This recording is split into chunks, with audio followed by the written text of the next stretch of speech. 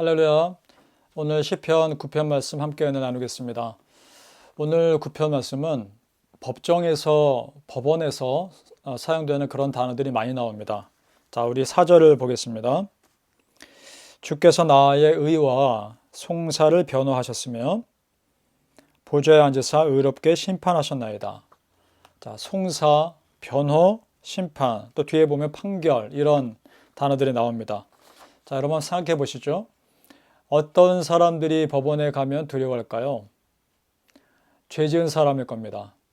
죄 짓지 않은 사람은 법원에 갈 이유도 없거니와 간다 하더라도 두려울 것이 없습니다. 죄가 없기 때문이죠. 마찬가지입니다. 하나님 앞에서 죄 지은 사람은 하나님 앞에서 죄 또한 안 지은 사람은 그에 따라 반응이 다를 겁니다. 죄 지은 사람은 두려울 것이요. 죄 짓지 않은 사람은 하나님 앞에서 두려울 것이 없을 것입니다. 이미 자기 죄가 해결되었기 때문입니다. 시편 32편에 이런 말씀이 있습니다.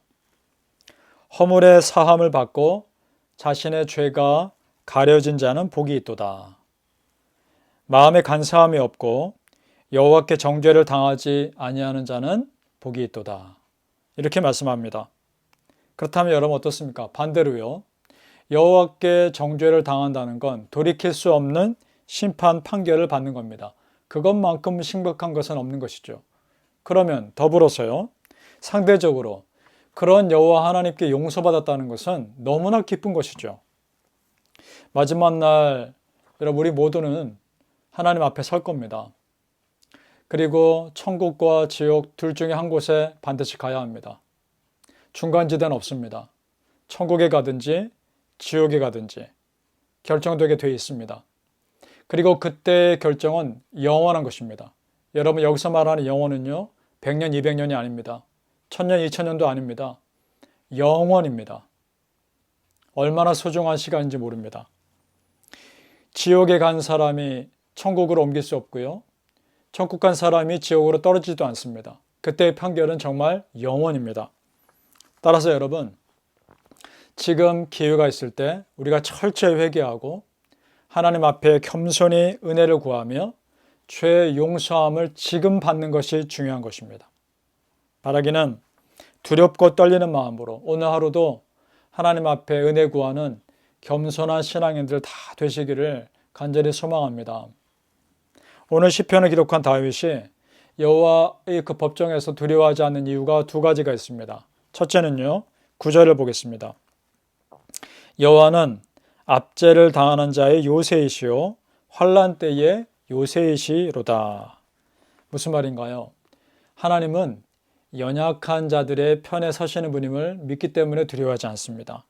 압제당하는 자의 요새임을 믿고 오히려 힘이 되는 겁니다. 자, 여러분 어떤 사람, 여기서 어떤 사람이 연약한 사람일까요? 힘없고 가진 것 없고 능력 없는 사람일까요? 성경에서 연약함의 기준은 그런 것이 아닙니다. 성경에서의 연약한 자의 기준은 세상의 힘의 논리가 아니라 말씀의 논리로 살려고 노력하는 사람이라는 걸 말하는 겁니다. 어떤 사람이냐? 비록 내가 세상 앞에 손해본다 할지라도 말씀대로 살려고 애쓰는 사람이 세상의 기준으로 볼 땐 연약한 자라는 겁니다. 세상에 보기에는 그런 사람들은 바보 같죠. 하지만 그런 사람들이 바보라면 하나님은 그런 거룩한 바보들을 좋아하십니다. 하나님께서 쓰시는 사람은 그런 믿음의 사람들입니다. 이렇게 하나님의 힘을 온전히 의지하는 사람에게 하나님은 그들에게 요새가 되어주시는 줄로 믿습니다.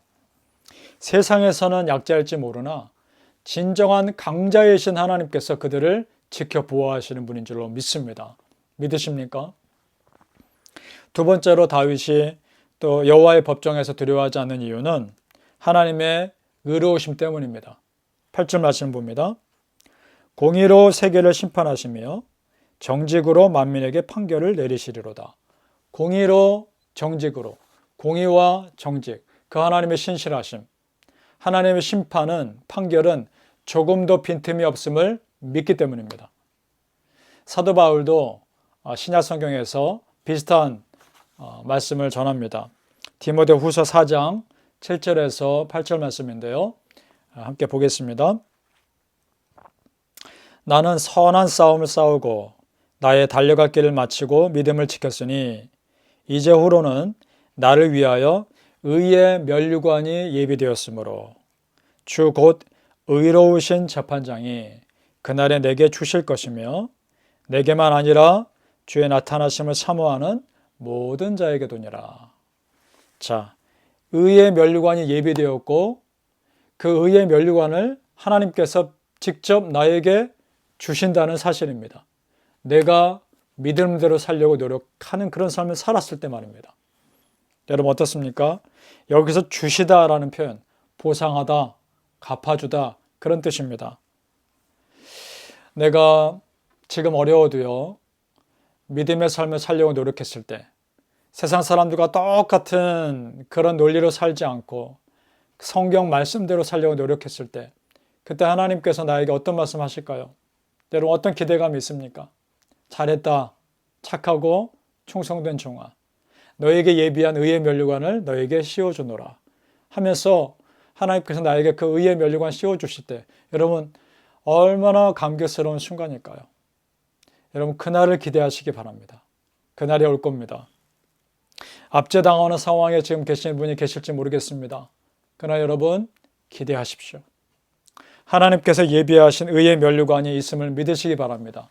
그 믿음으로 지금 우리에게 있는 모든 상황을 잘 견디시기를 예수님 이름으로 축복합니다. 기도하겠습니다. 아버지 하나님, 그렇습니다.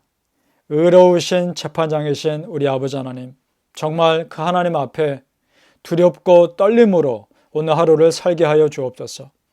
천국의 삶이냐 지옥의 삶이냐, 그것이 지금 나의 믿음의 삶으로 결정되는 것입니다. 아버지 하나님, 지금 내가 나의 죄가 있다면 철저히 하나님 앞에 회개하며 하나님의 용서를 구하며 믿음으로 살게 하여 주시옵소서. 그래서 말씀대로 살았을 때, 세상의 논리가 아닌 말씀의 논리로 살았을 때 우리에게 예비하신 의의 면류관 씌워 주시옵소서. 그것을 기대하는, 그래서 그것을 기대하는 마음으로 지금의 모든 상황을 잘 견디는 믿음의 백성들 되게 하여 주시옵소서. 예수님 이름으로 기도합니다.